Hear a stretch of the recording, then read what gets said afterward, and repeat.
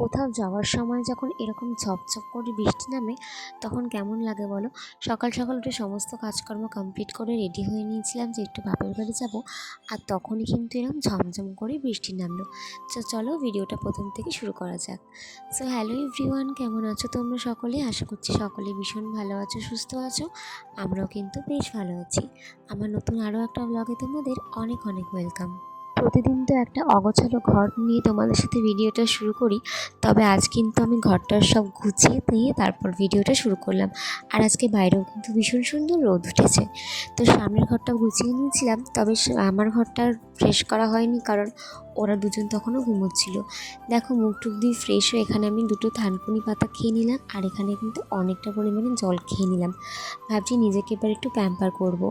সবার খেয়াল রাখতে রাখতে নিজের খেয়াল রাখাটা আর একদমই হচ্ছে না। আর তারপর আজকে একটু বাপের বাড়ি যাব, কারণ তো আগে ভিডিওতে বললাম জগদ্ধাত্রী পুজো হচ্ছে, তো সেই জন্য একটু ভুরু তোলার চেষ্টা করছিলাম একা একা। তো একা একা না ভুরুটা আমি তুলতে ঠিক পাচ্ছিলাম না, মানে আমি লোকেরটা তুলে দিতে পারি, তবে নিজেরটা একা একা তুলতে পারি না। এরপর ছেলেও ঘুম থেকে উঠে পড়েছিল, ওকে মুখ টুক ফ্রেশ করে খাইয়ে দিয়েছিলাম। এখন ওর পাপা আর ও বাড়ির দিকে ঘুরছে, আর এখন কিন্তু আমি এই রুমটা ফ্রেশ করে নিচ্ছি। আজ না ঘুম থেকে উঠেছি অনেক সকাল সকাল, তখন 6টা মতন বাজে। এত সকাল সকাল আমি বেসিক্যালি ঘুম থেকে উঠি না। তো সমস্ত কাজকর্ম কমপ্লিট করে নিলাম তাড়াতাড়ি করে, কারণ ছেলে ঘুম থেকে উঠে গেলে আমাকে ছেড়ে থাকতে চায় না। সেই জন্যই ও ঘুম থেকে ওঠার আগে আমি সব কাজকর্ম সব কমপ্লিট করে নিয়েছিলাম। আর তারপর দেখো অনেকক্ষণ পর ঘুম থেকে উঠেছিল। নিজের হাতে লাগানো গাছে যখন কোনো ফুল ফোটে তখন কতটাই না ভালো লাগে বলো। আমার গোলাপ গাছে কিন্তু প্রত্যেক দিন ফুল ফোটে। তারপর দেখো ছেলেকেও এখানে ঘুম পাড়িয়ে দিলাম, মাঝখানেও অনেকক্ষণ খেলাধুলো করেছে।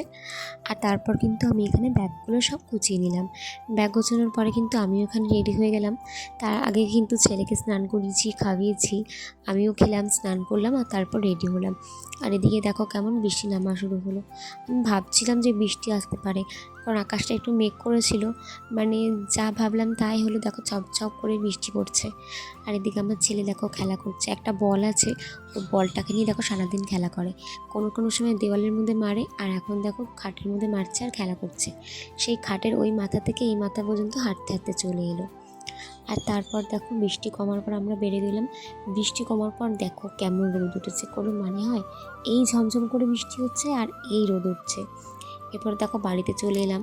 আমাদের বাড়ির সবাইকে কিন্তু বলেছিলাম যে আমি আসবো না, একটু সারপ্রাইজই হয়ে গেছে, না বলেই আসলাম। আর আমার ছেলের দিকে দুষ্টামি শুরু।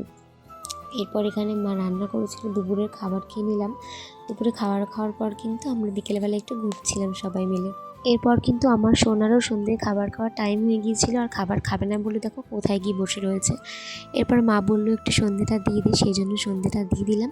আর তারপর কিন্তু সব কিছু গুছিয়ে নিলাম, মানে আমার ছেলের খাবার টাবার সব গুছিয়ে গাছিয়ে রাখলাম, কারণ বারবার তো ব্যাগ থেকে বের করতে অসুবিধে হয়। এরপর একটু বড় মার ঘরে গিয়েছিলাম, আর তারপর মা এখানে চা করলো।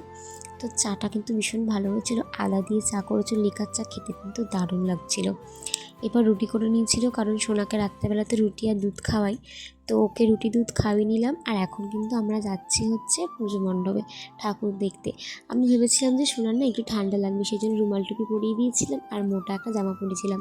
তবে ওখানে অনেক লোকজন, তো ভিড়ে আমার সোনা কিন্তু খুব ঘেমে যাচ্ছিলো, সেই জন্য রুমাল টুপিটাও খুলে দিয়েছিলাম, কারণ প্রচণ্ড গরম লাগছিলো। আর তারপর দেখো এখানে আমি একটু ভিডিও করছিলাম। এখানে আজকে প্রতিযোগিতা খেলা হচ্ছিল, আর আমার ছেলে না আমাকে একদম থাকতে দিচ্ছিল না, ওর ঘুম পেয়ে গিয়েছিল হয়তো। ও তো 8:30-9টার দিকে ঘুমিয়ে পড়ে, তো সেই জন্য বাড়ি চলে আসলাম। আর আজকের ভিডিওটা কিন্তু এইটুকুই। ভিডিওটা কেমন লাগলো কমেন্ট করে জানিও, আর ভালো লাগলে আমার চ্যানেলটাকে সাবস্ক্রাইব করে দিও। দেখা হবে নতুন একটা ভিডিওতে। ভালো থেকো সবাই, টাটা।